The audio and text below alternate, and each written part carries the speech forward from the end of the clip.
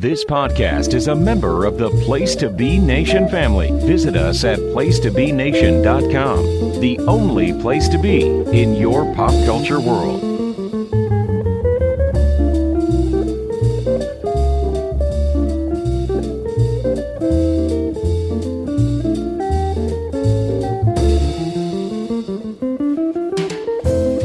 Place to Be Nation, hello.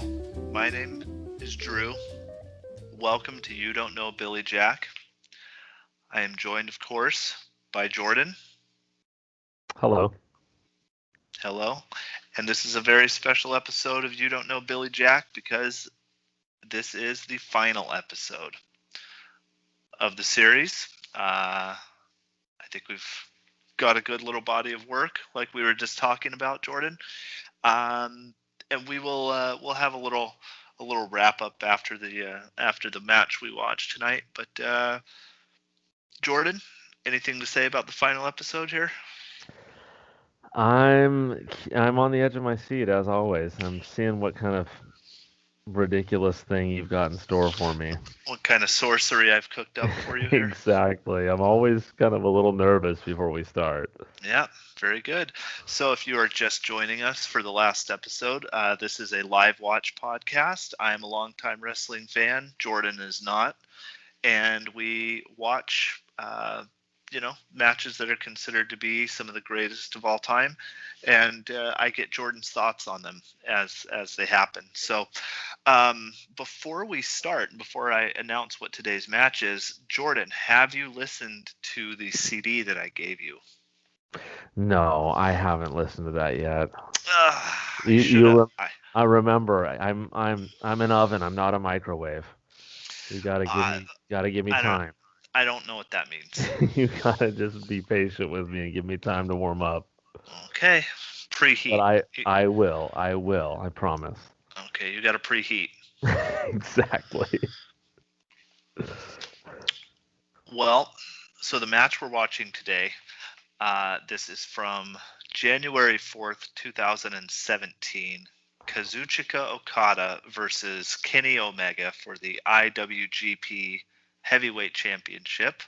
This is, of course, from New Japan Pro Wrestling, Wrestle Kingdom 11.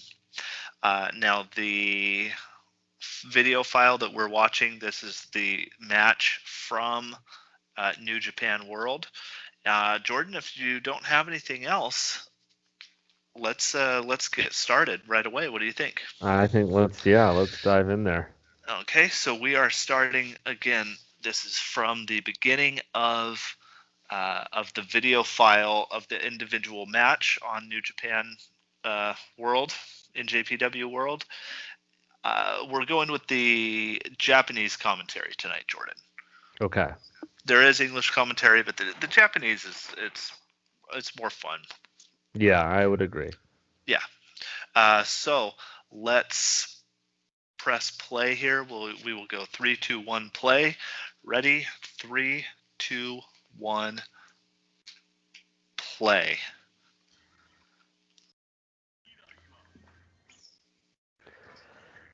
Okay. And so what do we have here? So this is the video. Kind of the opening video kind of explains what's going on here. Yeah, so this looks like guerrilla filmed, like it's kind of shaky. But now that these guys, like these bros, like talking to each other. Now Yeah. Is he in a weight room? Yeah. Yeah, that's cool. You got to stay in peak physical condition. Yeah, agreed. Okay, I'm sorry. Who is this guy who's the face of New Japan? So this is Kazuchika Okada. Okada. Okay. The Rainmaker. That's his nickname. Yeah. Okay. And so you see him doing his clotheslines and everything there, right? Yeah. Right. And read what is on the screen. How about you can't do that with Okada? Okay, I'm following. Now this is Kenny Omega. Correct. He looks really psycho. Okay, so he's the formidable opponent that stands in the way of the main guy. Correct. He looks like he's a villain from like a sci-fi channel movie. That's like what he's going for. Like his head's all So his hair's all cut all weird. yeah, he's like a big time like video game person, Okay, and yeah, so he acts like an anime villain. okay, that makes perfect sense. Yeah. So are you kind of getting the backstory here a little bit? Yeah, yeah, I see it. And so I don't know if you caught that he won a tournament. He won a wrestling tournament. It's called the G1 Climax. So Uh-huh. they have this big tournament every August or July and August, and the winner gets to face the champion at the biggest show of the year. Like they like get to challenge him basically. They challenge them, yeah, for the championship for the belt. Got it. Yeah. So is New Japan the promotion that put on the thing that this Anglo won? Yes. Okay. Yeah. All right. Let's get into it. So this is Tokyo Dome. Yes. I mean, what time? What does your time say? Your clock there. 3:17. Okay. Dude, yes, he's coming in like the Terminator. Yes. Whoa. So tell me when you get to 3:53, because I got a little off from you. So I'm gonna press play right at 3:53. Okay. So I'll tell you. He's looking around now and this is all the video screen stuff, but it's very good. He's doing the Terminator thing. Yeah. Yeah. So sorry, I'm right at 4 minutes. Okay, So 3:53 right now. no, so I'm at 4 minutes. Tell me when it's Okay, at 4 okay, minutes. ready? Sorry. Right now. Got it. Yeah, so he's This is they're doing crazy. Yeah, this is crazy. So I want you to compare. Go ahead. Just that uh he turned on an English like dub. Like it was like his computer like looked at them and it was like choose English or Japanese. It's just the whole thing's ridiculous. But also it was funny that it looked pretty well produced, but like what we're watching is a video of the video. Yeah, it's just on the screen. Which is I think that's interesting because the production actually like looked pretty good, but it was all pixelated due to it being on the screen the Yeah, camera. it's just a camera on the video screen. Yeah, that's funny. Yeah, so that's so compare this. How does this compare to like WrestleMania, for instance? I mean, it's just as insane. It's just like it feels more dramatic Okay. to me. Like it feels more well. It's like I said, it's just as insane and surreal, but hmm it's really feels like more self-serious. The whole thing, or just Kenny Omega? That's what I don't know yet. I mean, Okay. he just feels like a real character. Yeah, he's a character. That's for sure. Um, yeah, the Japanese production is interesting because it's a little bit it's pretty simple and Yeah. kind of bare bones a little bit. You'll see that as the match kind of goes on, but hmm it's good. It's solid, but it's there's not a lot of bells and whistles to it, Right. which is interesting. So, New Japan Pro Wrestling, does that I mean, we've watched an old New Japan match before. Does that ring a bell to you at all? I mean, does that mean anything to you besides that one match that we watched from the 80s? Yeah, I'm trying to think of. There was one, I can't remember what Japanese match we watched that felt like more quote unquote real wrestling. Like it felt more like a sport, like a competition. And there wasn't a lot of like dramatics. There was in the fighting, but not in like the pre stuff. Yeah. I That would don't have know been who that. all Japan. Okay, so that more sticks out in my mind. I don't really have a clear like. Are you okay? Ow! Oh, nutmeg. Nutmeg. Got me. Caught you with the front. She got me. Caught me with the front. She got me. You all right? You all right? You got me, Odell. Bless him. Yeah. I hope he's doing okay in these hard times. Yeah, he's not wearing a mask wherever he is. No. Wherever he is not wearing a mask. No. So you see the Rainmaker here. Yeah, he's pretty flashy. Pretty flashy stuff. Okay, so anyway, so New Japan Pro Wrestling. This is the second biggest company in the world. Okay. Certainly at this time in 2017, probably still now. And they're in the Tokyo Dome, and you see there's a lot of people there. Absolutely. Now I want to say there was about 26,000 people at this show. Okay. Since then they've got so I think last year there's closer to 40. Yeah, and now in the 90s they would legitimately sell out the Tokyo Dome. It's kind of it's tough to say because they would really overinflate the numbers, the attendance figures. So I think it's the actual number, the actual attendance number is closer to like 40,000, like what they did this year. They used to claim like 62, 65, 68,000. Got it.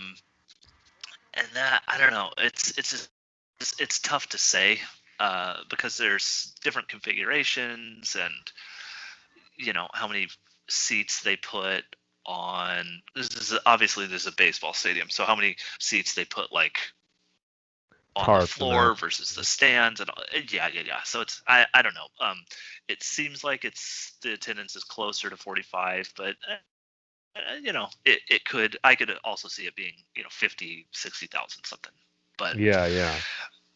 So anyway, so at one point in the 90s, they were the biggest promotion in the world, bigger than WWF. That's crazy. Yeah. Just in terms of people going to the shows and making money and stuff, Yeah.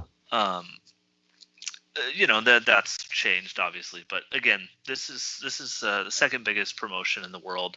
This was the first one to have a big influence or a big reach over to America. Yeah, it's funny, like being someone who knows nothing about wrestling, because seeing it in our context in the United States, it feels so uniquely American because of how displaced it is from everything else. It just feels, I don't know, it just feels so bizarre. And prior to this podcast, I mean, I had hardly any real idea that it was elsewhere, you know what I mean? Wrestling? Yeah, like this kind of like wrestling, Yes, yeah. I don't know, it's just interesting. So it's really for someone on the outside like me, it's really mind-blowing to hear just how large it is on a worldwide scale, and that it's even bigger in other places. Yeah. Yeah, and I mean, they are not nearly as big as WWE is, obviously. Sure. I mean, I think I heard a comparison one time that like New Japan, income for the entire year is less than what WWE does in merchandise at WrestleMania. That's Yeah, insane. something like Yeah. that. Yeah, Yeah. now I don't remember where I heard that or how accurate that is, but Sure. just to give you the scope. But I mean, New Japan, they're doing obviously COVID is different, but they'll do again. They actually run the Tokyo Dome 2 days in a row now. They did last year, and they'll be doing that this year again. But so they do this big show, and they'll do that, 35, 40,000, and then they for their other main shows they draw 10 to 12,000 people usually. Sure. So it's big, they're I a mean, big that's company. big. Yeah. Yeah. Absolutely. Um, As for so what's happening right now, I yeah. was just gonna jump into Yes. that. Mhm. It feels like they're not quite on the same page, like how they're kind of trying to read each other, and then there's kind of I mean, just now they're starting to kind of pick it up, but it was like they kind of went into these holds instantly, and it looked like some sort of prelude or something. I don't know. Yeah, and now what do you think that was like they were like their chemistry wasn't quite there, or they were trying to figure out Yeah, what they were gonna do, or what do you think? yeah, it just felt like when they were in a hold, the first hold that went down to the mat, um, Yeah. they were kind of hand signaling. It kind of got real gestural, and it didn't, it was hard for me as, I don't know, like it just it didn't look like it was supposed to be like that, but maybe it was. I don't know. Like Kenny Omega was doing a lot of the hand Yeah, signaling yes. in terms of like reaching out and E- kind of ex- grabbing and that kind of thing. exactly, and like kind of making like gestural gestures with his hands, like it looked really kind of like, what do you want to do? Like what do you want to do? Hmm. Okay. Yeah, Yeah. Interesting. just my impression. I don't know. Yeah. Yeah. And so Kenny Omega, that's not a name that you've heard before. No, that's right. And Okada, that's you've never heard of him either. Right. Okay. Okay. I always like to see what names you've heard and what you haven't. Yeah, I mean, Uh, it surprises even me. yeah. So does this feel any different than WWE to you? Hmm. It seems like they're now, because now it's getting really hyperactive. Hmm. Um, so maybe in that, like, it feels a little more. Maybe there is like a pace of play. I don't know. I do feel like there is a flair that's kind of like WWE. Like they're both making pretty extreme facial expressions, and that's something that I always notice in the Hmm. WWE stuff that Hmm. we've seen. Um, and like right now, the Kenny Omega is like arguing with the ref, and um. And now he just got a patronizing like pat on the back from Okada. Is it Okada? Yes. So there's like theater play like that. Hmm. Um, but it's very physical. Yeah. So yeah, I mean, to answer your question, I don't know. Yeah, like I wouldn't like. I could be. This could be a WWE like thing to me. Like it's not that far away. Hmm. Okay.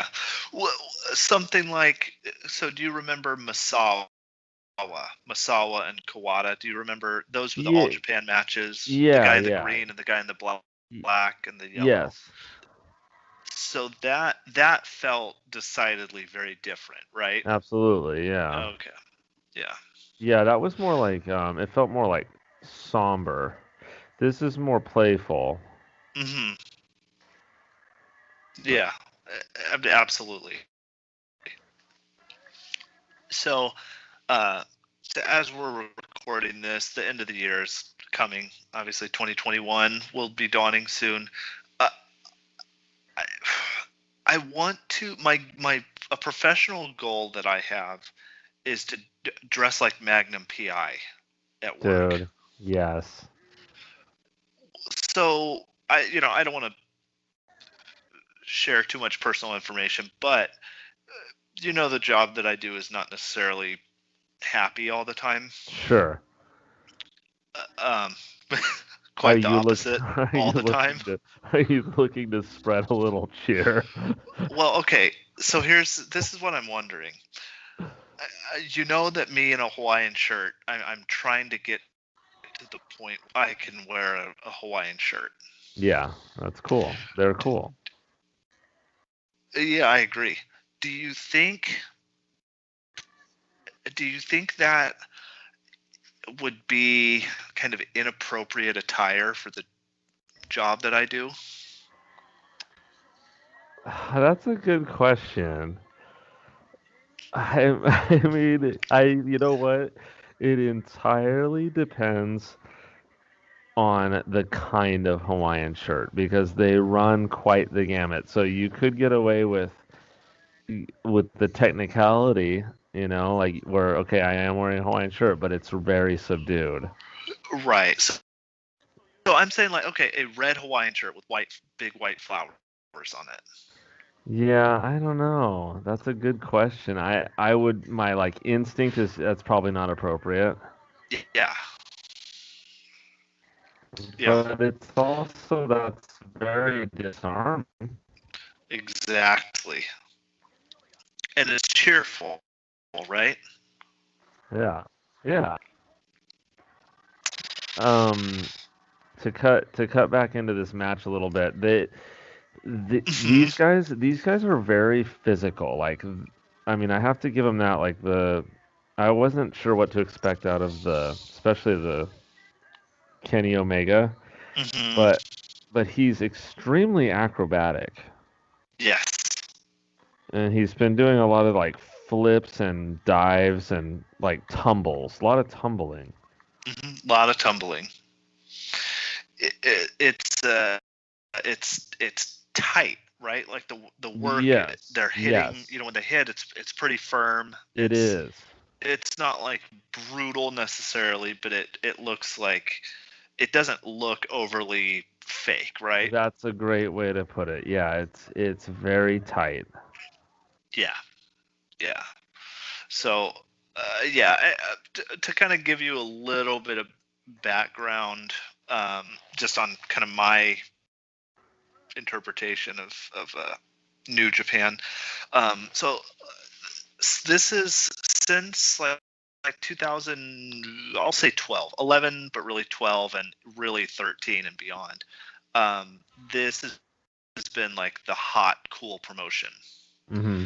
and all like it's been very well regarded, and a lot of people really, really like it. And oh, you see that Yeah, that was cool. dive over the railing like that? Very cool. Um, yeah, and so the a lot of this has attracted a lot of uh, North American and like European attention more than it has before.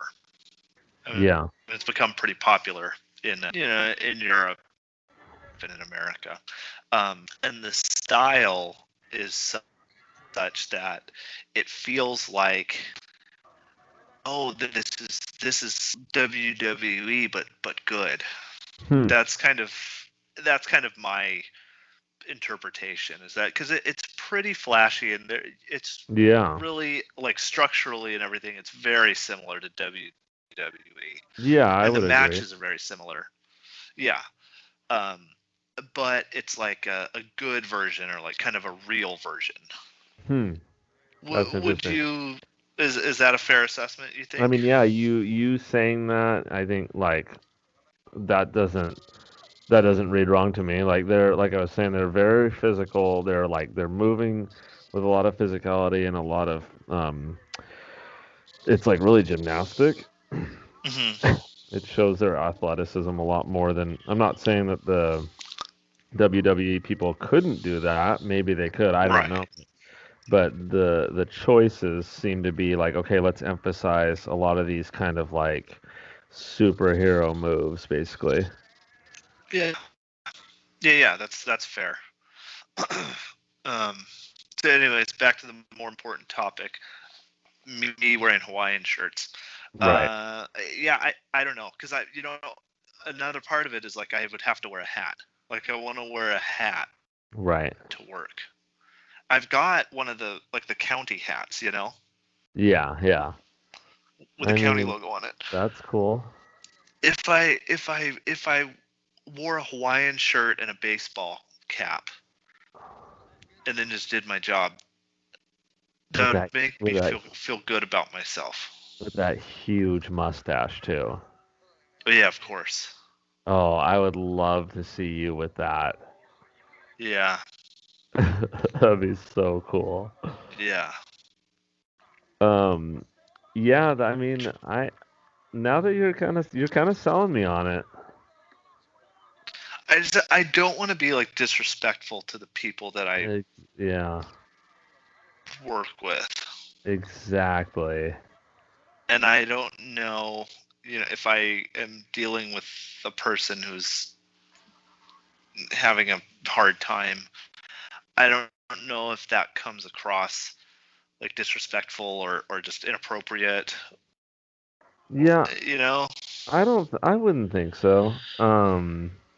Dude, to wear like a bright shirt with flowers on it. Sorry, go ahead. that was really kind of a crazy move. The Anglo did. He perched up his toes on the other guy's eyes and like pushed his feet down on his face. Yes. Yeah. That was pretty brutal. Yeah. That was cool. Yeah. It's rough. So what's the crowd doing for you? Anything one It, way or it's another? it seemed like seemed kind of non-existent at first, and then they started to kind of rise above the din a little bit. Yeah. So it felt like it's rising up, but it's also a little difficult to tell. Hmm. Uh, so the Tokyo Dome is kind of notorious for being hard to get a good reaction out of Hmm. because it's just so big, all that sound just goes Yeah. up. But yeah, your impression of Kenny Omega so far? I mean, he's pretty ridiculous, but he's selling it. Yeah, I mean, like I said, it felt pretty clunky at first from what I've seen, but um, I'm pretty surprised by his athleticism. yeah. He's kind of a strange. It's weird that he's as good of an athlete as he is, Yeah. right? Yeah, because since you pointed out that he's like really big into video game type anime type stuff, Yeah, it's like I can see that. yeah, totally. Huh? Yeah, yeah, but It's like like his all body. of his facial expressions and the Yeah, way he moves and everything. yeah, Yeah, exactly. but he's a very very good athlete. Yeah. Like you won't see him make a lot of like mistakes or anything. Yeah. Um, I mean, everything he does is pretty right on the money. It's Yeah. just look at the guy though. It's so ridiculous. Yeah. You That's see this? cool. This is great, dude. He's doing the charge up. You hear the clapping or the Yes, that's pounding? cool.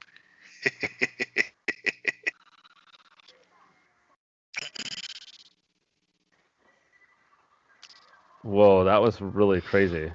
Yeah. So he did a big flip over the top rope to the outside, landed on Okada. Yeah, that was definitely something for sure. Yeah. Um, yeah, it's weird the like lighting and sound of this place. Yes. It almost feels like they're outside. Yeah, that's a good call. You know, like when you play a show outside, even though it's like cool and lively, it's like really hard to get that energy Yeah. back to you. Like, Yes. Yeah. Well, even the lights. I mean, yeah, there's not a lot of overhead lights. They're relying on that metal structure that they built for the lights just right above yeah, them, right. but then not much else. Yeah, and they're quite harsh. Right. Yeah. Like they're like when they were out of the ring just then, it looked like floodlights, like Yeah. straight up. Yeah. It did. So did you see that big drop Yeah, he kick? just bashed him in the head. Yeah. So, Yeah. I mean, are Kenny Omega's like little buddies that his ringside people, are they professional wrestlers? they are And those. yeah, tell me of them, Okay, so those are the Young Bucks. dude. The Young Bucks. The Young Bucks. They're a tag team. Um, Okay, identical twins, by the way. nice. Um, and yeah, so they're quite a famous tag team. Uh, some people would say they are the greatest tag team ever. Hmm. So have these people all wrestled in WWE, or have any of them, or? None of them have. Oh, wow. Okay. Yeah, so Kenny Omega, he was in like the developmental system for just a little bit, years and years Oh, ago, 2000 mid 2000s. yeah. Not for very long, but he primarily um, he primarily worked in Japan. Kenny Huh. Omega did, um, and lived there, and maybe still does. He speaks Japanese fluently. Crazy. Yeah, and That's he cool. he also worked um, a lot like U.S. Indies, Hmm. on the independent scene. Yeah, yeah. The Young Bucks really made their name on the independent scene. Oh, okay. Yeah, and and are probably at least they were. I mean, they were like big draws on the independent scene. Hmm. So, when you say independent scene, like, have these people wrestled CM Punk, for instance? Um, I don't know if they ever did or not. It would have been years and years ago if they did, before Okay. CM Punk was in WWE. Um, yeah, I don't know if their paths would have crossed or not. Okay. Yeah, Yeah, so because I mean they that might have. I know that that's like kind of a loaded question, but I just when you say independent scene, it's hard for me to like understand what that is. Right. You know? Yeah. I mean, they would have. It's just a matter of if they were working those types of shows. I mean, if they were wrestling at the same time CM Punk was working those kind of Sure. shows. Okay. But I mean, theoretically, they would have. Yes. Okay. Drew, sorry, can I just ask you what timestamp you have right now? Oh, yeah. I've got. Um. Well, no, you can't. What happened? What Oh, did happened something happen? to my thing? No. My timestamp is sorry. So I'm at 31:07:09:10, 31:11:12:13. Okay. I'm just a little behind you. My signal dropped for probably 10, Okay, 15 I'm gonna seconds. pause. So Okay, I'm gonna pause for just a second. Let I'm me know sorry when you're at. sorry to our listenership. Yeah, I sorry, listeners. I'm at So okay, I'm gonna tell you right now I'm at 31, 12, 31, 13, 14, 15, 16, keep counting. 19, 20, 21, 22, 23, 24, Got 25. it. Okay. Yeah, I got Sorry, you. I something dropped for a second there, but That's all right. That's right. That happens. So where we are now, so we've got Okada. They've been going back and forth pretty hot and yeah, heavy, right? yeah, big time, yeah. And they're both now like well, I haven't seen them milking anything specific, but it seems like they're both kind of like road worn at this point. Right. There hasn't been like, oh, I've got an injured arm and I'm gonna sell that Right, arm, right.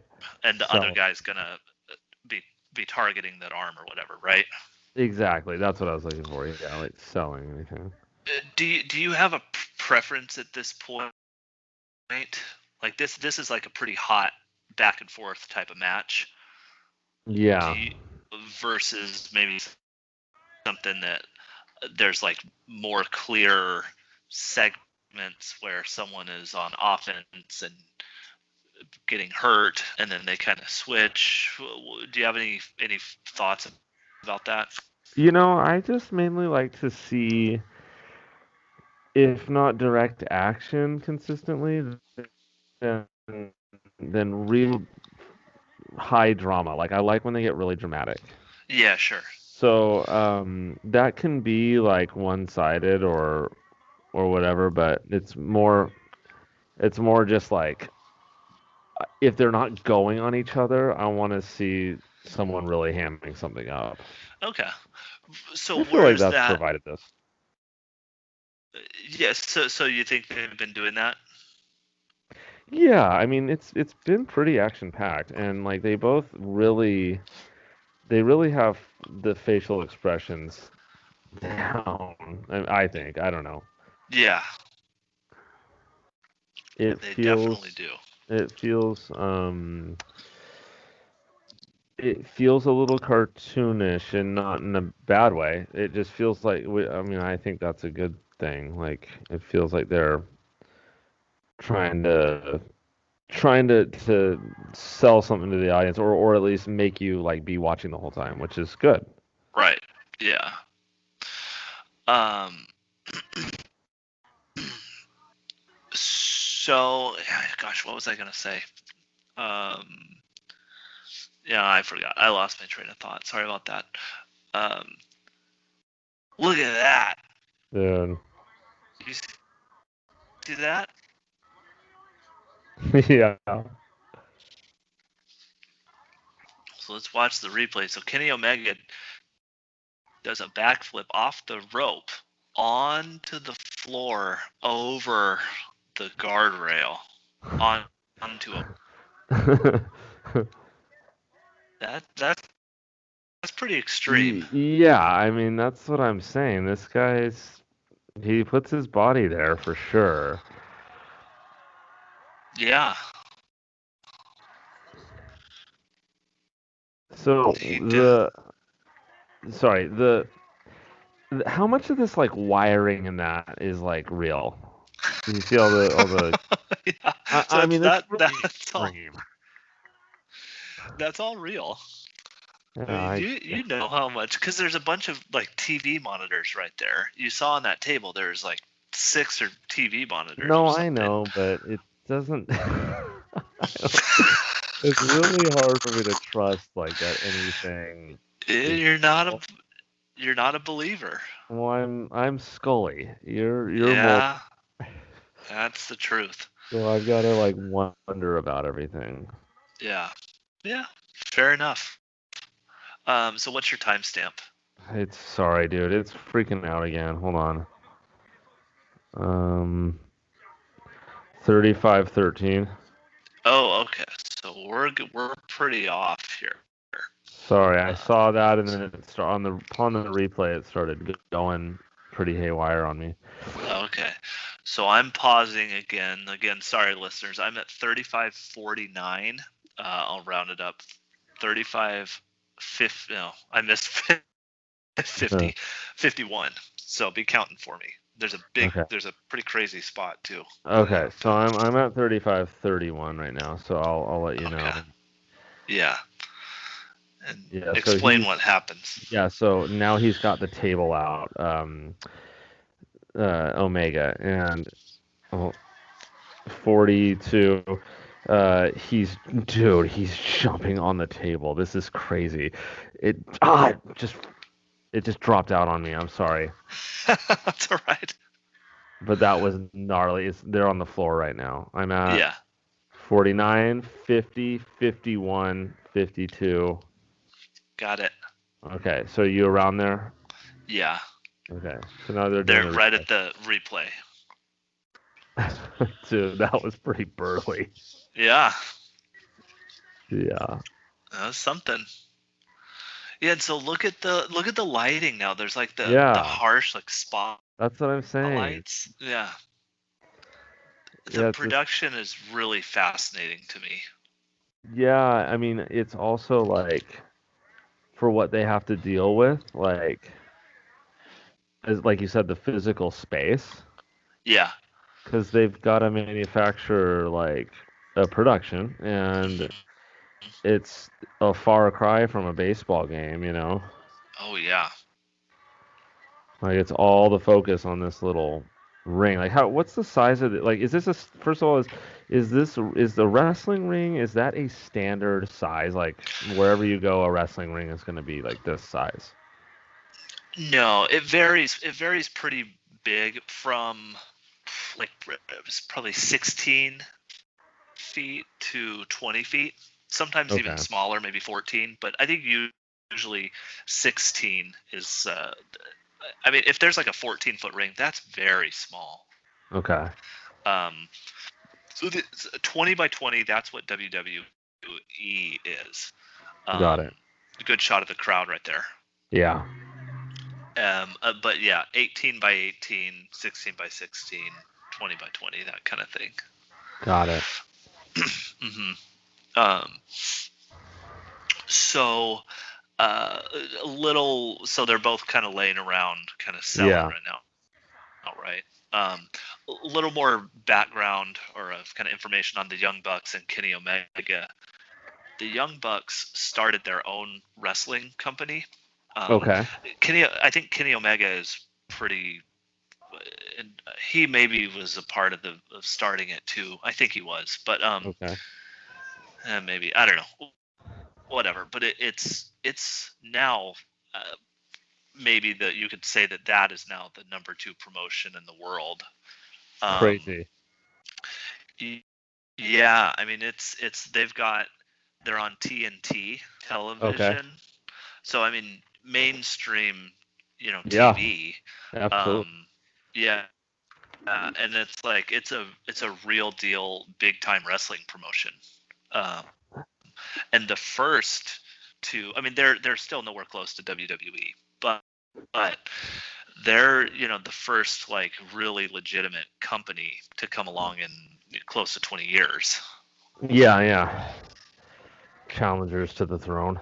Yeah, and so Kenny Omega wrestles there, and the Young Bucks do as well. Got it. Yeah. The Young Bucks. Bucks. I'm fascinated by their presence here. Sure. So we've kind of entered into a little bit more of like that dynamic where the one guy is kind of on offense, right? Yeah, exactly. The other guy seems kind of hurt. Yeah, exactly. And it feels like, well, the crowd is more lively. I don't know. Maybe I'm just noticing it, but it just feels a little more risen. I don't know. And then they'll slowly lively. Yeah, the crowd kind of slowly comes alive throughout these matches. And that's kind of that's a classic kind of New Japan thing where it starts very quiet and ramps up. It builds and builds and builds. Got it. Yeah. A lot of people on the outside, right? Yes. Yeah. I mean, that presence feels more like, I don't know. Opened up a little bit. Yeah. I need to keep going, keep watching. I need to blow my nose. I'm sorry. Okay, you can mute yourself. I need to get a Kleenex. Oh, okay. So what we've got here, so Okada looks like he's trying to kind of make a comeback. We've got, we just got the first Okada drop kick, put Kenny down to the floor there, off the turnbuckle, down to the floor. So he's now on the outside of the ring. We got the replay going. Look at that drop kick. So here we go. And anyway, so Jordan, you wouldn't believe it, but I was trying to make believe like I was talking bad about you while you were gone. You didn't have to make believe very hard. I learned about making believe on Sesame Street the other day, so I was making believe like I was mean. How did that work out? Did you like it? Good. Do you like the feeling? No, I only like being mean to myself. Oh, don't. Because I'm a bad boy. I'm a bad boy. I forgot to tell you. I feel like I had something. I was going to tell you something. What do we got going here with that table? You see that? Yeah. What were you going to tell me? Gosh darn it. Did you ever listen to that band Milk? Oh, yes. Yes, I did. What did you think about it? Awesome. Yeah, pretty cool, huh? It's awesome. Yeah, I know what you mean about the production. It's flat. It's flat like Captain Beefheart. Yeah, it's cool, right? Oh, yeah. Did you see that, or are you behind again? He right now, they've got the table set up, and the Anglo is carrying the other man onto his shoulders. Okay, so you're behind again. So I'm gonna the Anglo. I can't remember his name all the time. It's all right. It's all right. Then I want to call him Kenny Powers. Yeah, it's fine. I'm at 42:37. I paused again. Okay. Yeah, I'm coming up on you. Okay. The Anglo. Yeah. Well, what are you gonna do? Yeah. Okay, so they teased the table. I'm at 42:08, and and they're in the ring again because they were at the table. But then, oh, dude, now there it is. He just flipped that Anglo like a, I don't know what. That was crazy. Like a pancake. Yeah, exactly. Yeah, 42:28, 42:29, 42:30. Where are you at? 37. 36, 37 now. Okay. So yeah, they went for it, and there's that upper shot again of that weird outer ring. Yeah. So what keeps happening is, do you drop out? Like, does it?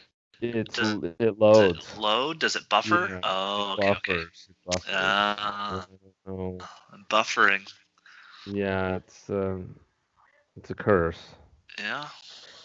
I mean, we can try to do something about it if you want. Yeah, we'll just keep going.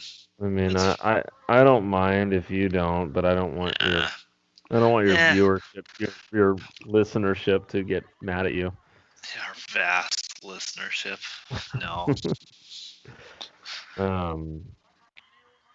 But yeah, I think what happens is it like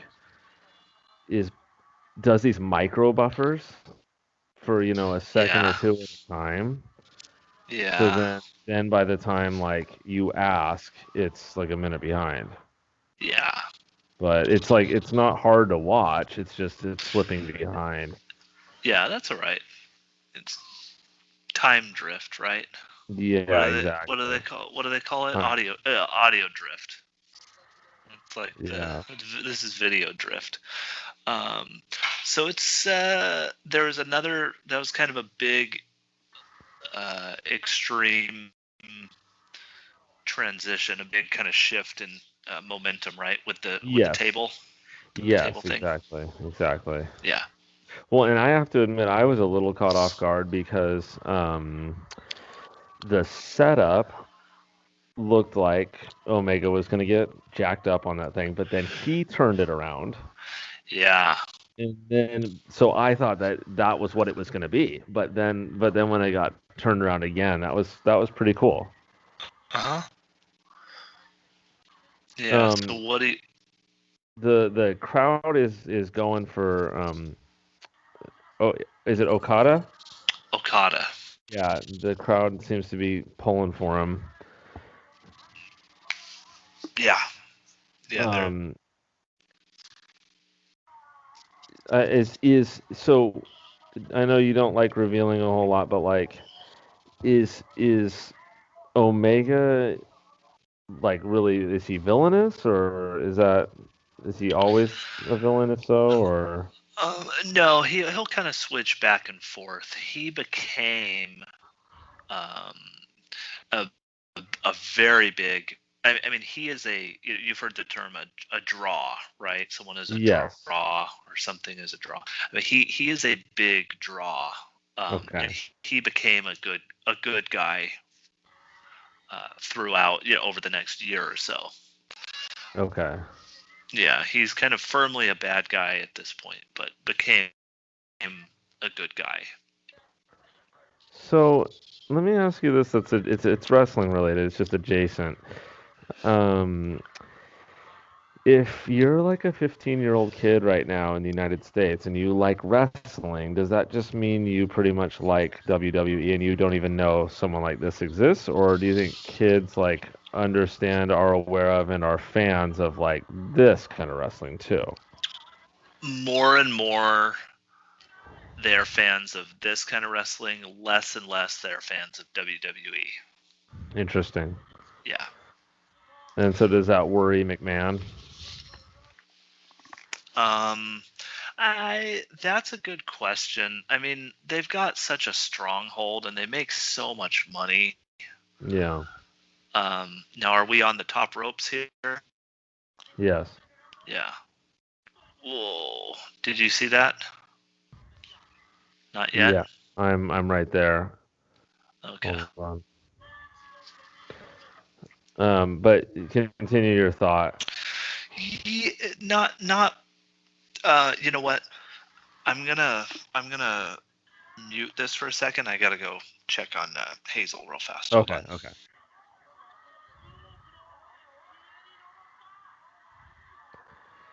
I am not gonna say anything bad about Drew. I don't know what he told you about me, but I refuse to play his dirty game. But the white man, the pale face, just did a gnarly. He just did a gnarly boo off the ropes there. And I think Drew is gonna ask where I am. So maybe should I trick him? You'll have to find out and listen. Okay. Yeah. I don't know. Drew, if you are just sitting there listening to me, curse your name. 'Cause I do not feel comfortable trying to lead this. I don't know a thing about wrestling, obviously. And I know even less about what a podcast should function like.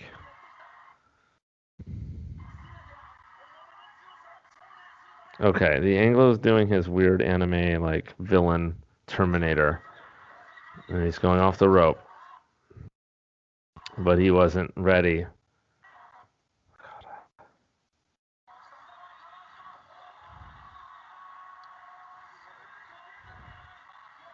Yeah, Okada just reversed it up on him.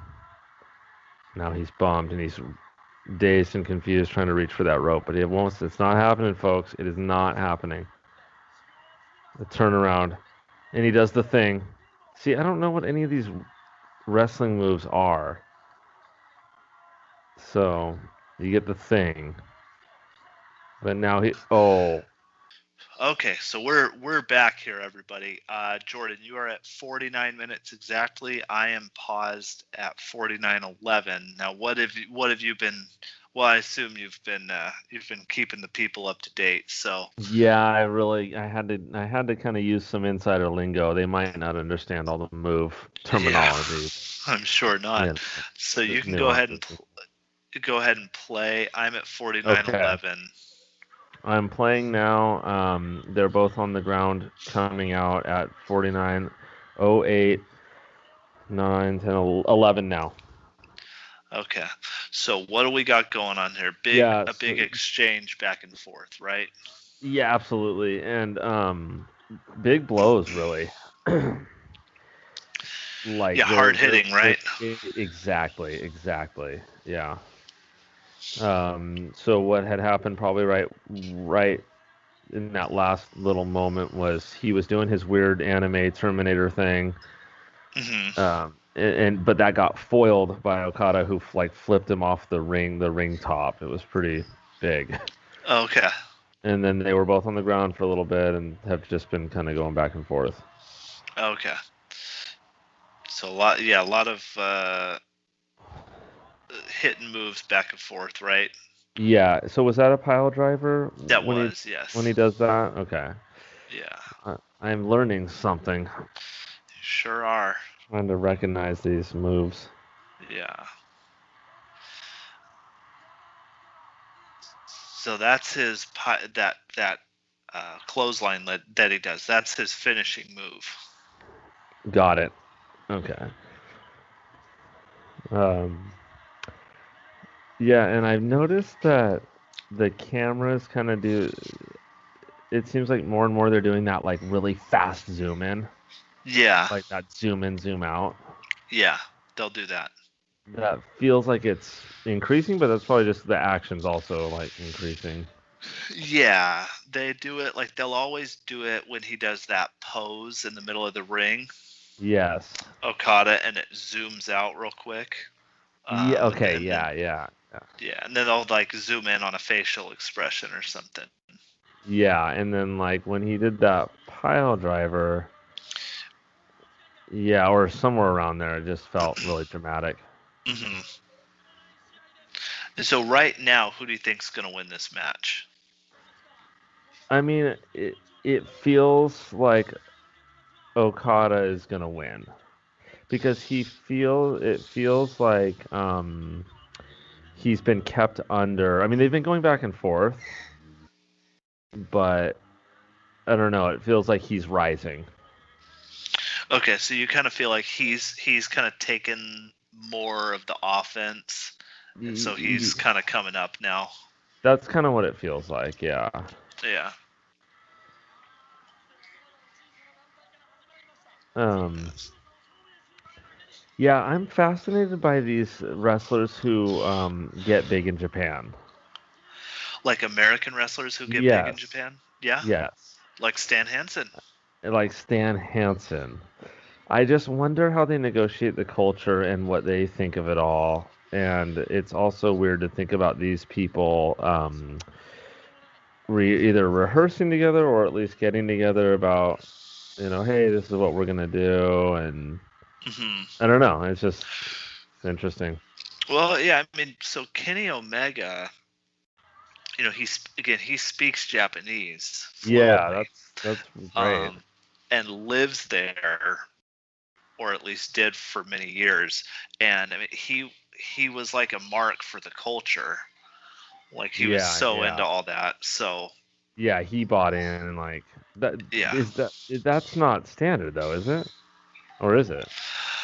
no, it's not. I mean, someone like Stan Hansen, it was purely a paycheck.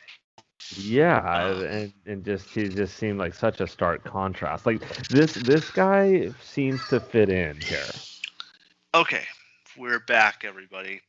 A lot of technical issues on the last episode, but Jordan, I don't know if you knew this about me, but I'm kind of famous for my poor quality audio when I podcast. So Oh, the spirit has carried over here to You Don't Know Billy Jack. So, anyways, we are paused at 53:23. Is that right? Yeah, that's where we're at. Well, let's do a countdown and get back to it here. So, 3, 2, 1, play. Okay. So I feel like you and I are All these right. two wrestlers now. Yeah. Through all we've been through tonight. Um, so you see Kenny Omega crying or something right there. Yeah. Okay, so what do you think of his facial expressions? Do you think they're cool? Do you think they're too much? Do they even register at all to you, really? No, they're there for sure. I think they're. I don't know. I kind of wish I would have like. I wish I could unlearn his affinity for anime and video games. Oh, should I not have told you that? No, it's fine, but it's just like it kind of makes him a little more obnoxious. Yes. But I feel Yes, it like I does. already would have thought he was like facially kind of obnoxious. Yeah. Let me tell you, the video game anime thing is really punishing. And I mean, hey, no, that's nothing on anyone who likes all that stuff. It's No, just, no. I don't know. There's something about that coming into a personality that's like professionally wrestling. Yes, I agree. I I agree 100%. Okay, so we got a lot of hot action, hot moves Yeah, here still, yeah. right? He's come back fully now, Yeah, Kenny. yeah. So you kind of notice these shifts where they're. So he hit Yeah, another one of his, yeah, one of his moves on him. The crowd. What do you think of the crowd right now? yeah. They're, excuse me. They're definitely like picked up, and it feels Yeah. like it's what you had said because I remember what you said when we were watching a Japanese match about them following kind of the cadence of the match itself. Mhm. And I mean, I don't know what that if that applies at all here, but it feels like it's gotten increasingly louder and more kind of amped. Yes. Yeah. And now, I mean, Absolutely. because now they're really at a point where the momentum keeps kind of wildly shifting between the two of them, and they're exchanging all these pretty like aggressive blows, Hmm. which wasn't. I mean, they've been going physical this whole time, but I mean, this feels a little more amped, and the crowd is like responding in kind. It feels like. Yeah. Yeah. So it's like they're kind of trading big moves back and forth now. Right. So, well, I'll have a question for you about that later after the match is over here. Um, Kenny, he's kind of doing. See, he's going to be doing the Okada's kind of setup moves and that kind of thing. Yeah, and the crowd is really responding to Kenny now. Yeah, which they weren't before. Yeah, they're like going for him now. Hmm. Yeah. Oh. Uh, uh, You see his twisting move there? yeah, that was cool. Twisting pile driver. Yeah, yeah, that was pretty neat. Yeah, I feel like Omega's facial expressions are just like they're pretty silly. Yeah. And he doesn't seem like sinister. Like he makes these kind of like it's like new metal sinister. Yeah. Yeah. Yeah. You see the people crying in the audience? Yeah, dude. Sorry, yeah, sorry to talk over that. That was No. No. No, that's all right. So we got the finish of the match there. Okada hit a Rainmaker on Kenny Omega, and that's the match. So he retains his championship. yeah, that's Um, cool. yeah. So I definitely agree with you with the new metal, because it's like oh, twisted, right? Exactly. Yes. Yeah. Like I'm a freak. Yeah. Which uh there's less. I okay. What's more annoying to you, if they're doing it like I'm a freak, or if they're doing it like I'm a video game villain? Yeah, that's tricky. I mean, what I've liked so far, in our little expositions here is when the person seems like out of the realm of this reality. So that could mean video gameish or freakish or whatever, but usually it doesn't conjure up like such a specific image. So for this in this case, it feels a little more specific in a way that I don't really care for as much. Okay. I So shouldn't have told you. yeah. No,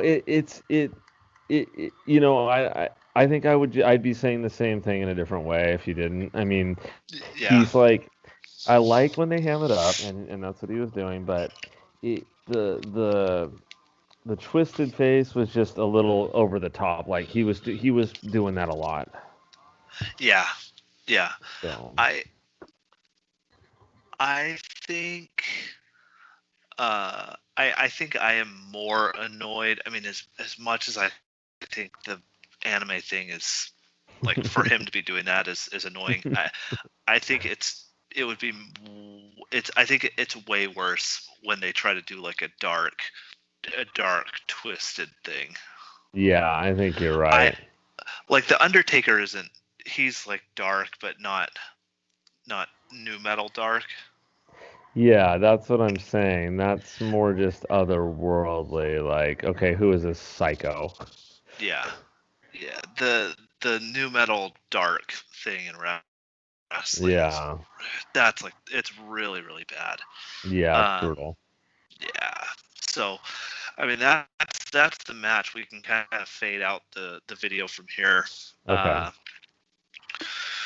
so yeah, let's see what you think of it overall.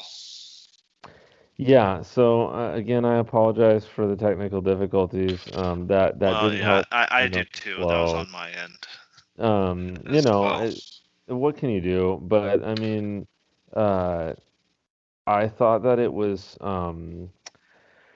like this was more so than a lot of them. Well, I don't know about a lot of them, but this was definitely, you'll ask me the question like, okay, so do you like could you see why some people consider this, one of the best or whatever? I mean, I could, because it was so again, you used the word tight, like it was really physical and it was really um just there was a lot of execution, like a lot of like I said, a lot of those acrobatics and for them to do that along with trying to tell somewhat of a story of like the ups and downs, and they went back and forth, they did the holds, I think it kind of offered what I would think like a wrestling fan would want to see. And how does that translate to someone like me? I mean, like, yeah, it was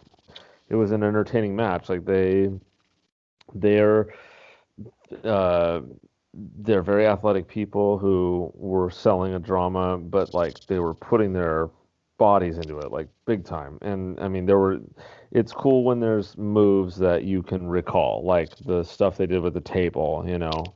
Hmm. Um, it's kind of like, it's like riffs in an album or whatever. It's like you want to Yeah. have things that like, okay, I can point to that, like to talk about how sturdy it is, you know. Hmm. So like, yeah, I thought it was entertaining. Did you get a sense of like an epic match here? That was a little harder, but I don't know how much of that was just the lack of flow we had and then my ignorance to, kind of the whole thing. But it Yeah. did feel like near the end, and then when they got intimate with the crowd, it was like, oh, okay, like you could really kind of feel it at that point. Yeah. Yeah. That's fair. So a little bit of history about kind of the reputation of this match. We talked about Dave Meltzer and star ratings. Mm, Did we do that a little bit? gosh, We did. I think we did last time. yeah, I yeah, mentioned his we did, name to yeah, you. He we did, runs yeah. like a insider Like newsletter. publication or He yeah, ranks these exactly. matches. Yes. Yes, Yeah. So yes. he gave this match. He has this 5-star scale, and he gave this match 6 stars. Hmm, Which he has done that in the past. He's given other matches like in the 80s and a couple of these 6 stars. But this one was kind of the first of the modern era getting hmm, 6 stars, and so that caused a real commotion sure. amongst some. This is a pretty divisive.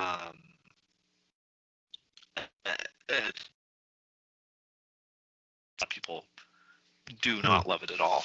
Um, hmm, these 2 other matches that are very very highly regarded as well.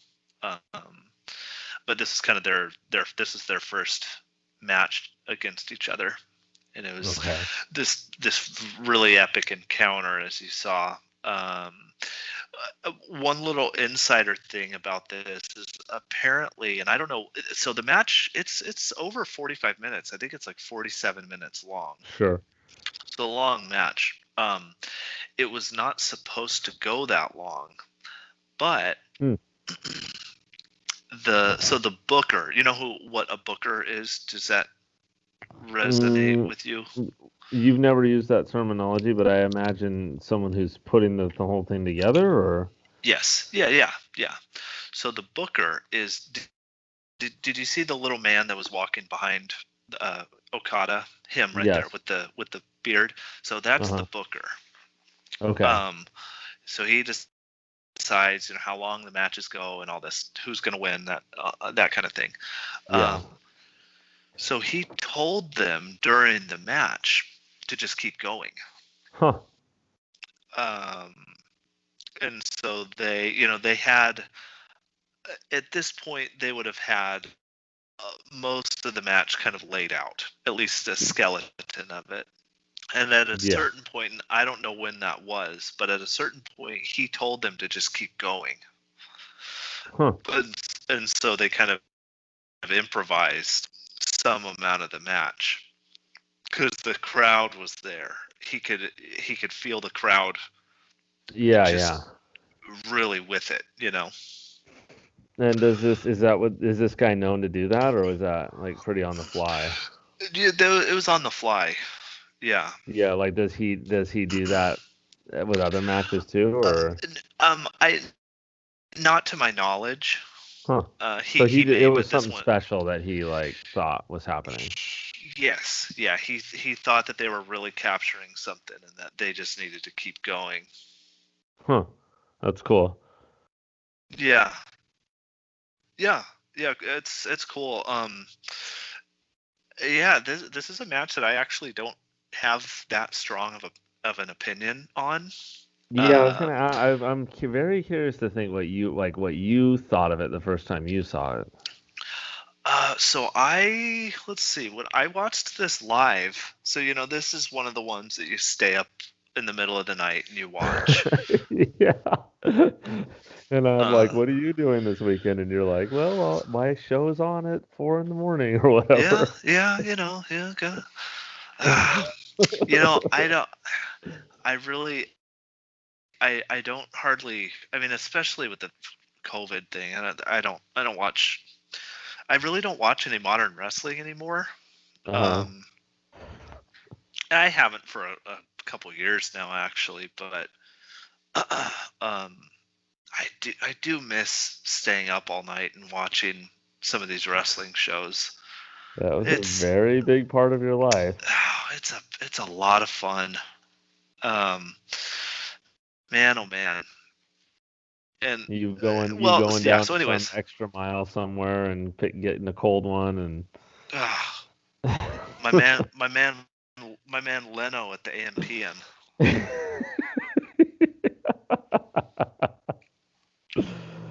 Yeah, it's so He cool. always, Oh, go ahead. he always makes sure that there's nacho cheese in the I was dispenser. I was just gonna say, I was telling someone at work the other day, you want to know what a local is? Well, my friend Drew, when he's walking up to Foster's Freeze, the guy looks over and he says, "Okay, get his Coke ready." Cesar. And I said, "That is a local. That is a local right there."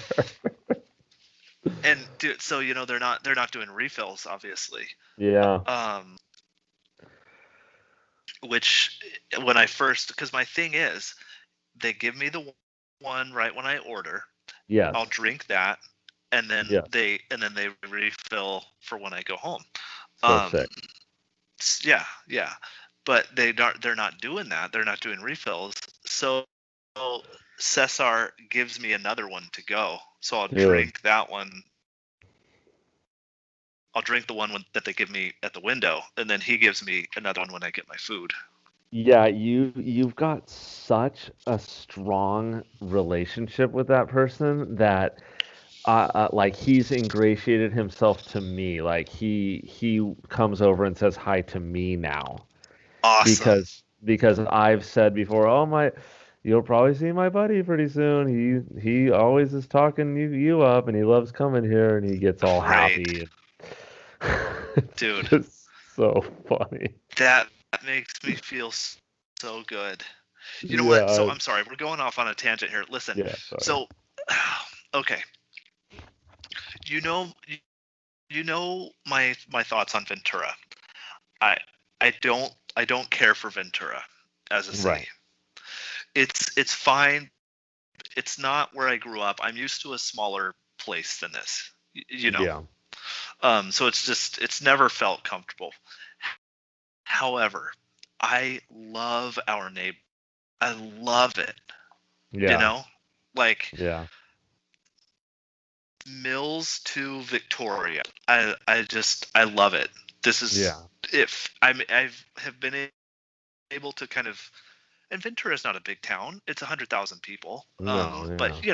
I grew up in a town of 25,000 people, so Right. it's a little bit bigger than what I'm comfortable with. And Yeah. obviously, I know I know kind of the worst aspects of the town that make it hard Right. for me. But I've been able to kind of build my little neighborhood here where it feels like a small town. Yeah. So it's like I can go to the Shell station and they know me, and I can go to Santino's and they know me, and Foster's Right. Freeze and they know me. You know what I mean? Yeah, And it's you love like being the local guy. I love being a local guy. Ugh, I love our Yeah. neighborhood so much. Ventura's cool, dude. I love Ventura. You know that. I do know that, but it's just not my home. You know, Yeah, no, I know. it's But just you've been able to you've been able to kind of shrink the world a little bit and carve it out here, yeah, yeah. Which is which is part of good. why, yeah, that's good. But it also makes me so sad because we're trying to buy a house right now, and houses in our neighborhood have gone up $100,000 since the Yeah. springtime. So Yeah, I've it's been insane. wrestling with the wrestling. You get it? But Look at you. You're a look real at me. podcast host right there. Yeah. But I've been struggling with like, I mean, what this means is that like this is no longer a viable place for us to buy a home and live. Hmm. And so it's like I'm wrestling with like, I don't like where I live. I don't like this area. The one place I liked, I now cannot Right. live permanently. Yeah. Yeah. Um, so it's Yeah. Things change though all the time. things change. Things You change all the know, and time. I think that, it feels a lot more permanent, in the moment too. Yeah, I know that, but it's like it's just that's like where I'm It's at just right now. frustrating. Yeah, it's super Yeah, frustrating. yeah, it's yeah. Um, I don't even know how we got here. Oh, so my Well, feelings we're on we're yeah, we're just trying to alienate the few people that are still listening. yeah, there's this is a battle of attrition. Give up. Turn this off. Oh, okay. Yeah, I wanted to hear you when you sat down and watched this live and what your wrestling brain was thinking. Yeah, so I watched this live, and I mean, again, so this is a 5 hour show. This Mm, big Wrestle Kingdom. It started at 11 at night, I think. mm, Um, so it's 4 something in the morning by the time this match is finishing up, and when I watched it that first time, I just kind of at a certain point I was just kind of staring at the screen with my mouth open, I like bet. man, what's I mean, you're kind of delirious, but it's also like, Yeah. geez, like what, because they were Yeah. again. It's a shame that we were having, that I kept getting interrupted and you were having the technical difficulties, because this thing really does just build and build and build, and it just keeps going and going and going. Yeah. Um, so it was like, geez. I've watched the match a few times since then. And I don't think it's uh, I don't think it's one of the greatest matches ever, personally. Um, but I don't know. I think the beginning is very slow, Hmm. and you pointed out kind of the holds that they were doing and the mat work, Yeah. um, and that was pretty inconsequential. Yeah. That didn't mean anything, and that's actually kind of an old trope of New Japan, is that they'll start out with mat wrestling that doesn't, it never leads to anything. Doesn't go anywhere. Yeah. Yeah. So like a lot of the match actually kind of felt, if you looking back at it, it kind of feels like the first maybe 20 minutes of the match are kind of unnecessary. Yeah. Hmm. Like there's not, they didn't really like build a narrative that then would carry into the finish or the rest of the match or something like that. There wasn't really like a through line.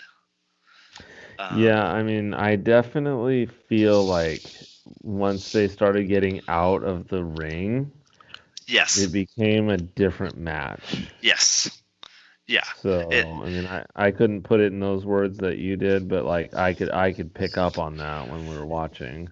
yeah, yeah. And once they started getting out of the ring, it just kind of explodes, and it's like Right. it's just this. It's a pretty incredible spectacle, Hmm. which I think is cool, because you're at, it's the biggest show of the year. You're in this giant stadium, tens of thousands of people are there. The crowd's going nuts, all this stuff. So some parts I think are really cool. Some parts I think are boring. I don't know. I don't. Like I said, I don't think it's one of the greatest matches ever, but it's cool. Um, Sure, yeah.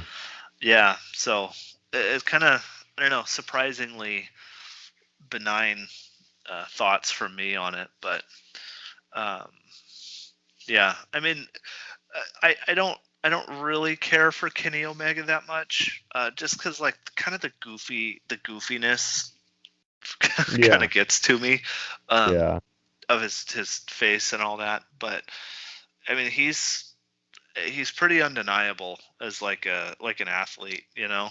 yeah, right. Um, so another question. So this is kind of, this is our last episode. We're kind of wrapping up here. Do, do any, and it's been, I mean, to peel back the curtain, this has been what, a 2-year project for us or something? Has it been that long? It's been a while. Yeah. It's been a while. Yeah, I mean, we came into it amidst some pretty big life changes.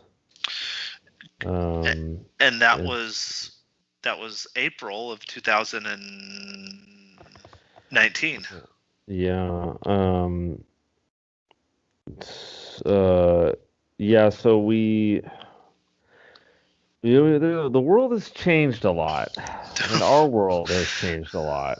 Yeah, it sure has. So, yeah, so it's hard to establish real continuity in this thing, but I do feel also that does that not maybe lend itself to your little experiment Yeah, I think so. because you're kind of seeking proof or I don't know what of some sort of intangible transcendent qualities that they don't need context. No, no, certainly not. And yeah, I mean the distance and the time it's taken us to do these, it's kind of irrelevant. It doesn't Sure. really matter. It's just it has been a it has been a project. Yeah. Um, so so that being said, how many specific matches do you remember that we've watched? Oh. Oh, Just go ahead. no, just what do you remember of what we've watched? Yeah, I mean, I can, so it's weird. Like, I can give you moments, Yeah. and I can give you certain matches, but I feel like I can flash to just about everything we've seen. But its outcomes are hard for me. Trying to have more of a total recall is going to be harder, but yeah, some stuff rises to the top. Like I think I still the most impactful one for me was that submission. It was either in a cage, it was in a cage where the man had to like vocalize like that he submitted. Yes. Um, that like I have the imagery of that match like in my head. Yep. I don't I the people I don't know, but that was a pretty like visually impactful match. You are thinking of Magnum TA versus Tully Blanchard. Yeah, and one of there was a woman involved. Baby Um, doll, a perfect 10. Baby doll. Yeah. Okay. And so like that was pretty impactful. And then like for instance, I have a pretty like good visual of Terry Funk in action. Hmm. But I don't know, like I can't place like the match, but I mean there obviously was something about his wrestling style because I can like picture him wrestling. Yeah, so you and I watched Stan Hansen versus Terry Funk match. Okay. Yeah. Yeah, and that was Uh, remember he got choked with the cowbell or with the bull rope. the bull rope, yeah. Yeah, Yeah, yeah. So and there's he was obviously something bleeding and there. that kind of thing. Yeah. Yeah. Um and I do remember and I think it'd be interesting to see it now. The video quality quality and the setting of the very first match we watched. It was a Mexican match, right? Yes. Yeah. That was also like that was probably one of the more surreal ones because I have Yeah. like a real like vivid visual like kind of memory of that match. Yeah. So that was Sangre Chicana versus MS Uno or Got it. Yeah. MS1. I mean that that being the first, I mean, kind of the first wrestling match that you sit down and watch. Yeah. Having it be that Yeah, that was is, pretty brutal. yeah, that's It was like oh, I've never seen a movie. Okay, let's watch like this David Lynch movie. right. Yeah. And you're just kind of like it's very surreal and the film quality is very bizarre. Yeah. Eraserhead is the first movie you ever see. Yeah, this is movies. You want to watch one? Here, let's watch Eraserhead. Yeah. Oh yeah. It's a movie. Yeah. There's tons of movies. Let's watch this one. Yeah. Jeez. Yeah. So I mean like and then obviously the WWF ones like that bizarre multi-tier cage Yes, of course. that The just Doomsday totally broke Cage. down on everyone. Yes. Um and then you had referenced the Japanese match that you referenced where the men were in the green and the black trunks or whatever. Hmm. That's like the most vivid Japanese match I have because of how solemn and like stark it was compared to else we'd seen. Yeah. Um, but yeah, it's kind of stuff like that. It's like I can get some visuals here and there, but they kind of poke through, you know. Yeah. So, what are your final thoughts on pro wrestling? I think the more I I don't want to say like transgressive, but like the more subtracted it is from reality, the more interesting it is to me as someone who already finds it bizarre. Hmm. Um, like I didn't know that there were even styles within because I don't know anything about wrestling. So to have styles across the United States, styles across the world, varying, and kind of having tasted some of that, I think the the stuff that seems the most otherworldly, but with some weird hook to it, like, and we've talked about this before, of a threat, the threat of reality poking through at any time. Hmm. Um, the closer they can get to that line, the more like compelling I think it is. And so it's a very bizarre and ultimately pretty interesting little world. And I think that I have a little bit more admiration for the promotions, like for people world building, really trying to create not only an experience but an Hmm. actual like alternate reality for someone's mind is like that's cool. I mean, that's kind of interesting. Yeah. Yeah. Yeah. For sure. What would it take for you at this point in your life? What would it take for you to become a wrestling fan? I mean, if anything, or Yeah, if I don't is it just that's beyond you at this point? That's a really tricky question because it's you're kind of like dealing with life issues at that point. Yeah. Yeah.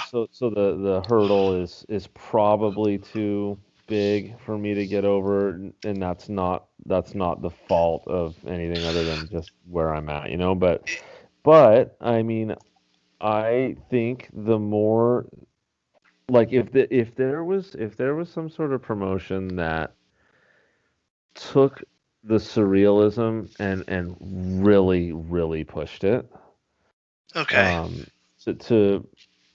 To really probably not resemble anything we've seen, maybe even make it a little more, I don't know, like it's not theatrics I'm looking for, but just something that where again I'm trying to look for that line to be blurred between, okay, wait, how much of this is like planned or is this what's real here and what's gonna happen type thing? I mean, I think like I could see buying into something like that, you know? Yeah, like I'm just trying to think. Yeah, because I mean, realistically, there's no way you're going to become a fan of pro wrestling. I'm just trying to think of what could happen to where you would like maybe hear about it after the fact and seek it out on your own and say, okay, like that sounds pretty interesting. I'm going to watch that, and then be compelled to watch again the week after. Yeah, I think nothing really short of just a character, like a person that's so like dynamic that they're undeniable to the mainstream.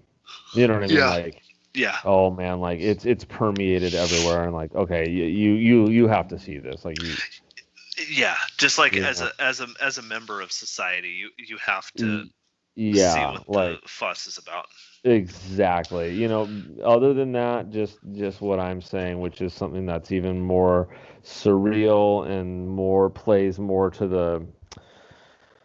the absurd. Like if Yeah. something that's just super absurd, like then I might be able like okay, I've got to see where they're gonna take this. Like Yeah, so like I'm trying to figure out what that would look like in terms of, because I understand that like that cage match that captured something like that, yeah, or um and a couple of the other ones that we've watched maybe have as well. um I'm trying to think, like I wonder if you would have watched, or if you could find a lot of that in the promotion ECW. Have you heard of that? hmm ECW, yeah, I've heard of it. Extreme Championship Wrestling. And so that was a promotion. We didn't watch a match from there. But that was a promotion based out of Philadelphia that was held. Their home base was this really grimy bingo hall Hmm. in South Philadelphia, and they would do things like there was a character called the Sandman Hmm. who would like bang, like bash his head with beer cans before, like as he was walking to the ring, so he would be bleeding before the match would even start, and Right. then he'd like drink beer. um, and they did a lot of like the hardcore wrestling, so a lot of blood and just Yeah, wild yeah, more stuff. unhinged. Yeah. Like there's a famous clip of this big wrestler. His name is Bam Bam Bigelow, and he has this very small man. He lifts him up, over his head. Yeah. Spike Dudley is the wrestler, the small wrestler, and he runs. They're in the ring. He runs and throws the small wrestler all the way over the ropes, over the outside of the ring, over the guardrail, into the fans. Yeah. The fans then lift him up, and he crowd surfs away. Yeah, like that's kind of what I'm talking about. That's what, yeah. Like And what, I think playing on it, I think I'd like to see a more extreme version of everything we've seen and stuff like that, where it not the extreme like in violent terms necessarily, but like um the crowd becoming more of a character. yeah, and I mean, and that's ECW. So Yeah. that's something. That's what it would be. Yeah. Like there's death match promotions that like primarily do death matches. Hmm. Does that have any appeal to you at all? I really, if we had one more episode, I would make you watch a death match. Yeah, Um, I don't know. like that they're really Yeah. bloody and they're hitting each other Yeah. with, Yeah, that might be a little too gruesome for me. I don't know though. yeah, Yeah, because it's hard to like. I mean, well, first of all, it's hard to pontificate on something that may not exist, and like you're trying, yeah, like I'm trying to invent it, in my yeah, mind. yeah, yeah, So, it would just be it'd be elements that I can't even like think of, but something where the breakdown, like, because you've pointed to and we've seen and that these promotions, they have this world of their own, and what's made WWE so interesting and successful as like looking at it as a case study, not necessarily like the quality of the wrestling, because I don't know, and you say it's pretty bad, but the fact that the guy is really stringent on building a world, and it's like it'd be interesting to see that get taken even further in like a non-mainstream sense, yeah, um, and let the crowd kind of take over, and it becomes a little more unhinged, and you just see what the esprit de corps does, and like what's the night gonna like, what's gonna happen, type yeah, thing. yeah. Mm.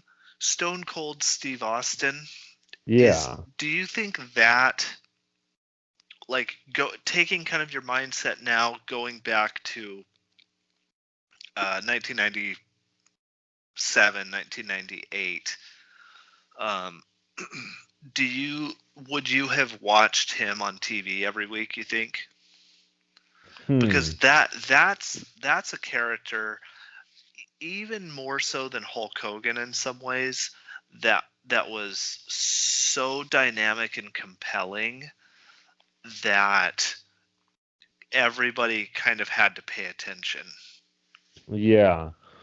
Yeah, that's tricky. I don't know if there's enough like in the wrestling itself to keep me Yeah, engaged. yeah, yeah. Because wrestling is very, you have to understand, it's it's very the whole proposition is very weird because it's very physical and it's very sport like, but Hmm.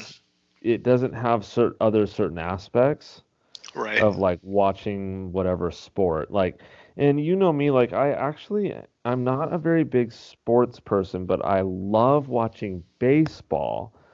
And so what I think that is I really love watching strategy. Like it's not as much to me about um like can this guy like hit the ball really hard? I mean that's impressive and interesting.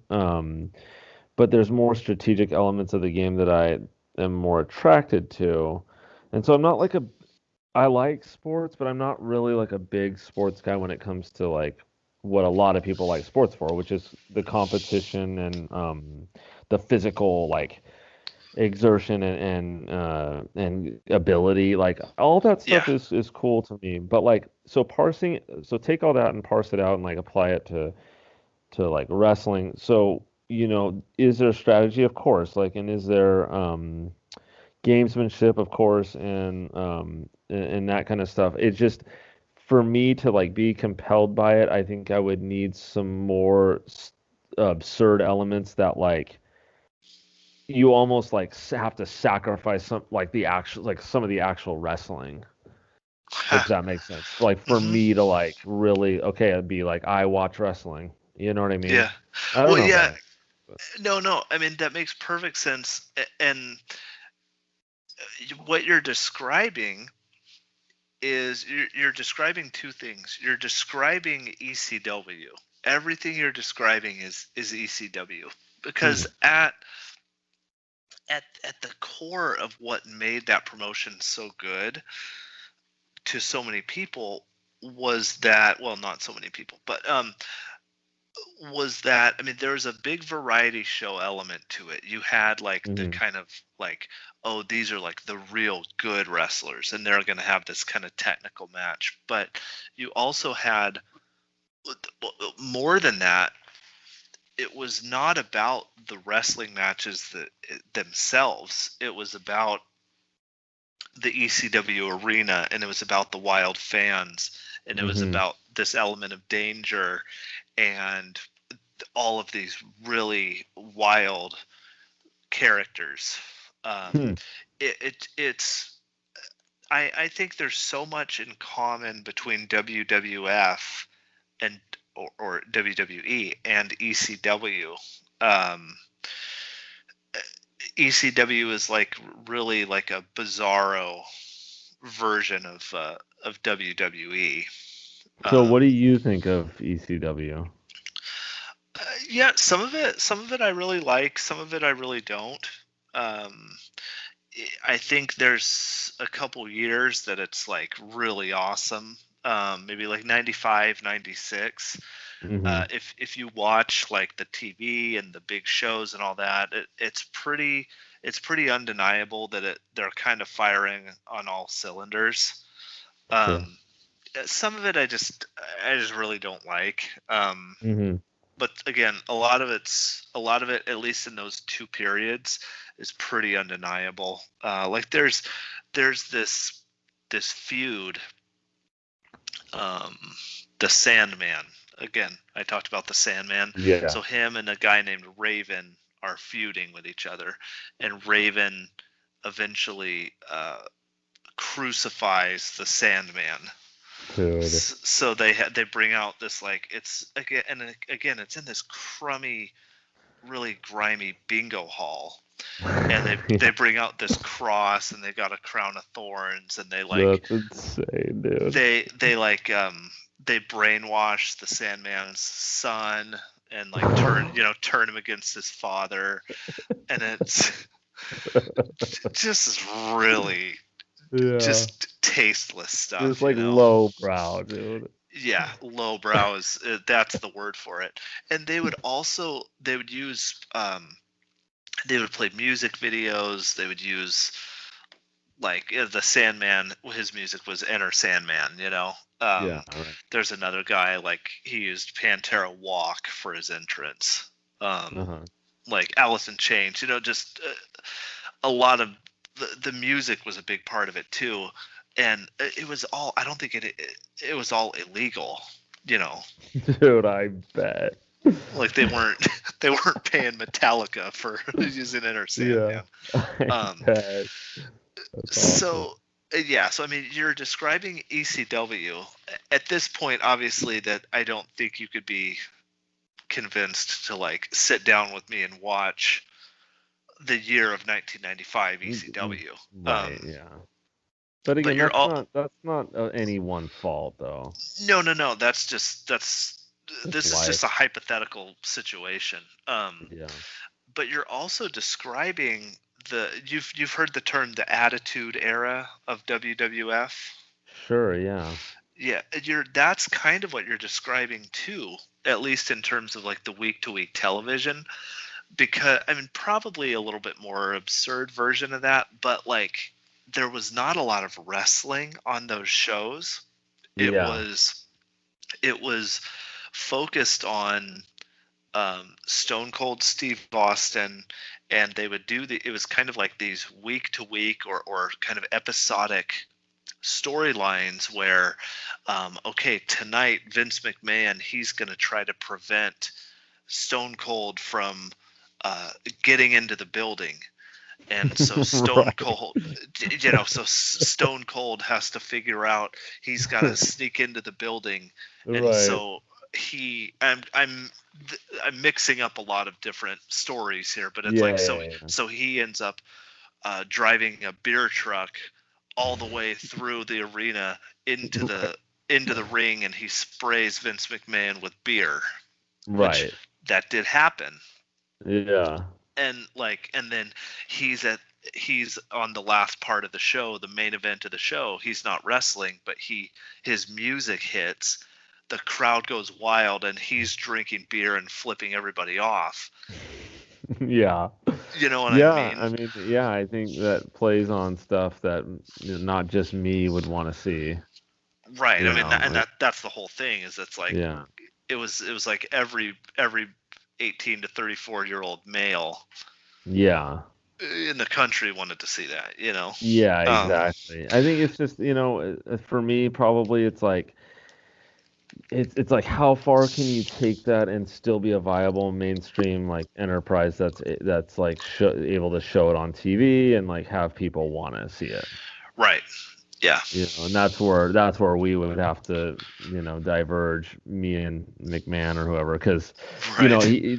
he's got a business to run. Like, the things I'd want to see would have to probably be too boring or weird or, whatever they are to a mainstream audience. Not like, oh, I'm a weirdo, but you know what I'm saying? Like, Yeah. Yeah. Yeah. things that break so far from normal, because wrestling is so like abnormal as a thing. Like, Yeah. its premise and its execution, it's so unlike anything else we deal with in the entertainment industry Yeah. already. So it's like it's already a shaky proposition, and it's been made into a big business, but like, that's through jumping through a lot of different hoops. Yes. Yeah. Yeah. You, you Yeah. know. You know what else just popped into my mind is I something else that fits that description um, is Memphis wrestling. You know about Jerry Lawler, right? You know who that is. Yes. Yeah. And Andy Kaufman. Yes. You know that they wrestled, right? Yes. And so that is Memphis wrestling. They wrestled Okay. in So that, Memphis. sure. Yeah, and that's like truly some of my very favorite wrestling is that promotion. And so what you have with Memphis is you have this TV studio that holds, I don't know, 50, 60 fans where the TV show takes place. Yeah. And you have the announcer, his name is Lance Russell, and he's kind of the host of this TV show, this wrestling TV show. And the matches are usually just very short and inconsequential. Sure. But then you've got the guys coming out and they're doing their promos and they're trying to build their feuds against the other guys. And Memphis just had so much off the wall. They would do these like tar and featherings, or Yeah. somebody would run out into the parking lot and get hit by someone else's car. Yeah, see, I like that kind of stuff. Like you had Jerry Lawler dressing up as a doctor, and he had like jars of urine of different wrestlers, and he was going to test them for steroids. Yeah, that's great. That's there was great. another episode where it essentially, the whole thing is because there was some like there was like a furniture company that was like a sponsor either of Jerry Lawler's or of the show, and Jerry Lawler kind of spent the whole episode at the announcing desk like ordering furniture and like having different furniture delivered to the Dude, studio. Getting the sponsor involved is awesome. Absolutely. Yeah. Or there's like he had this Classic. guy named Nate the Rat for a while. And like he would make Nate the Rat like go get him food, and then he would just like slam it in Nate's face or whatever. Yeah, that's great, dude. It's that kind of thing. Like Memphis wrestling is something I think you could really get into. Yeah, it's interesting. And what was so good is you would have Lance Russell. He was the host and the announcer.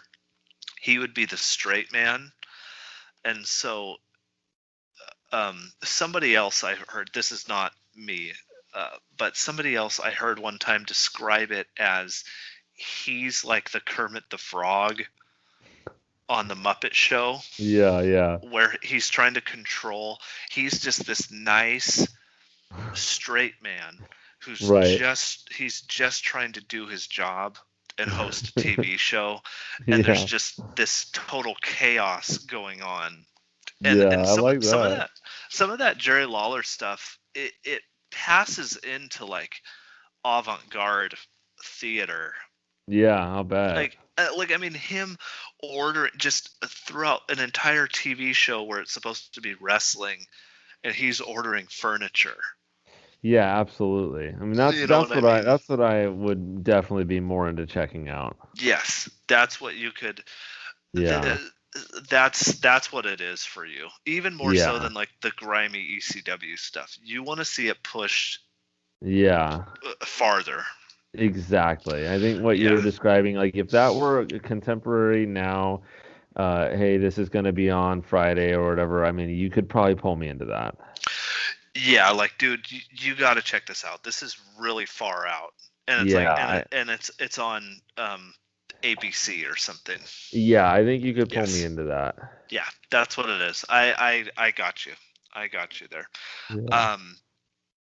All right. Well, I mean, we've talked long enough. Let's get out of here. I do want to say to everybody that's listened, thank you very much. I appreciate it. Thank you to Scott, Jenny, everybody at the Place to Be Nation for hosting the show on their podcast feed. Please, everybody, subscribe to the PTB and Pop feed, the PTB and Wrestling feed, the North South Connection feed, the Jenny Position feed, all of those, all great stuff. Thank you, everybody. Jordan, thanks for coming on this journey with me. I don't know, I had a lot of fun. Oh yeah, it's always a good time with you no matter what we're gonna do. But this was pretty interesting, I have to admit. It was, you have your expectations and you think you know things and it's fun to learn new things and experience it. So, uh, thank you for having me. Yeah, it was fun. I really enjoyed your insights. Um, so I mean, Jordan, any plugs? This is the last time. Any plugs? Um, I don't have any plugs. I just want to emphasize, guys, Kiss sucks. Yeah, The worst band Kiss sucks.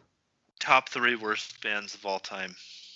Yeah, if you're gonna take anything away from this show on my end, I would really sincerely hope that you get that out of it.